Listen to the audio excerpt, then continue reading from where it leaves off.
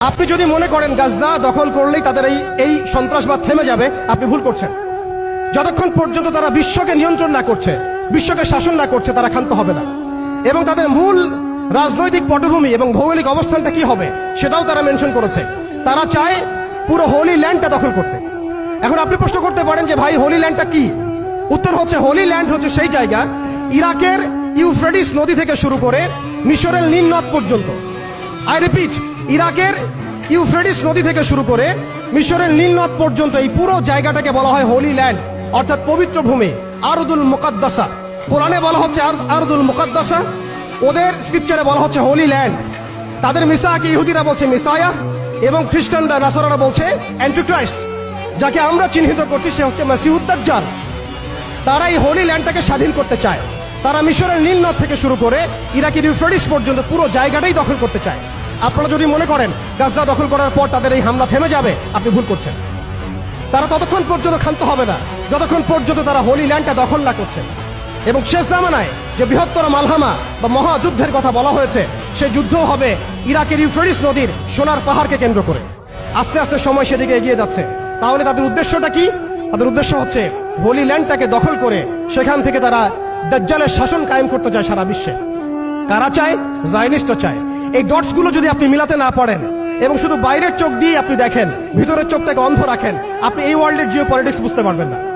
শুধুমাত্র বাহ্যিক স্টাডি দিয়ে, বাহ্যিক জিও পলিটিক্স পড়াশোনা করে, বাহ্যিক ইকোনমিক্স পড়াশোনা করে আপনি এই ওয়ার্ল্ডের প্রকৃত জিও পলিটিক্সকে মেলাতে পারবেন না। অর্থাৎ সামনে আসছে দাজ্জালের শাসন, যেটা নবী সাল্লাল্লাহু আলাইহি ওয়াসাল্লাম ইরশাদ করেছেন যে মাসিহুদ দাজ্জাল এই ইহুদিদেরকে নিয়েই এই বিশ্বকে শাসন করবে 40 দিন। কতদিন? 40 দিন। এবং তার প্রথম দিনটা হচ্ছে 1 বছরের সমান, দ্বিতীয় দিনটা হবে 1 মাসের সমান, এবং তৃতীয় দিনটা হবে 1 সপ্তাহের সমান। বাকি দিনগুলো হবে আমাদের দিনের মতোই। এই কথাটা আমাদের প্রিয় নবী মুহাম্মদ রাসূলুল্লাহ সাল্লাল্লাহু আলাইহি ওয়াসাল্লাম তার পবিত্র জবানে বলে গিয়েছেন বিধায় বিশ্ব এদিকে এগিয়ে যাচ্ছে। এরপরে কি হবে সেটাও প্রিয় নবী সাল্লাল্লাহু আলাইহি ওয়াসাল্লাম আমাদেরকে জানিয়ে গিয়েছেন। এইটা আমাদের আসার জায়গা। আমি যে শুরুতে বলেছিলাম যে আমাদের এই সমাবেশটায় আমাদের ফজিলত, আমাদের গুরুত্বটা বেশি তাদের চাইতে। আপনি জানেন এর সমাধান জিহাদ, আপনি যেতে পারছেন না। আপনি জানেন তার সমাধান হচ্ছে সামরিক আগ্রাসন, আপনি চালাতে পারবেন না। আপনি জানেন এর সমাধান হচ্ছে তাদের পুরো শক্তিটাকে শেকড় থেকে কেটে ফেলা, আপনি এটা করতে পারছেন না। কারণ ভবিষ্যতের দিকে পৃথিবী এগিয়ে যাচ্ছে। এরপরের কথা আছে, নবী করিম সাল্লাল্লাহু আলাইহি ওয়াসাল্লাম বলেছেন এই দাজ্জালের শাসন চিরস্থায়ী হবে না। এটাই হচ্ছে আমাদের আসার জায়গা, এবং তরুণ প্রজন্মকে এটাই আমরা শেখাতে চাই, জানাতে চাই। এই দাজ্জালের শাসনটা চিরস্থায়ী হবে না। নবী সাল্লাল্লাহু আলাইহি ওয়াসাল্লাম বলেছেন দাজ্জাল এবং তার অনুসারীরা যখন বিশ্বকে শাসন করার দিকে এগিয়ে যাবে, আল্লাহ রাব্বুল আলামিন তাওহীদ পন্থীদের এই কালিমা পতাকার কাফেলা গঠন করবেন ইনশাআল্লাহ। এবং এই কাফেলার মধ্যেই থাকবে ইমামুল মাহদী ইনশাআল্লাহু আযজা ওয়া জাল্লা। এবং তিনি বলেছেন নবী সাল্লাল্লাহু আলাইহি ওয়াসাল্লাম ফালা নি'মাল আমিরু আমিরুহা ওয়া লা নি'মাল জাইশু যালিকাল জাইশ। কতই না উত্তম হবেন সেই আমির এবং কতই না উত্তম হবে সেই সেনাবাহিনী।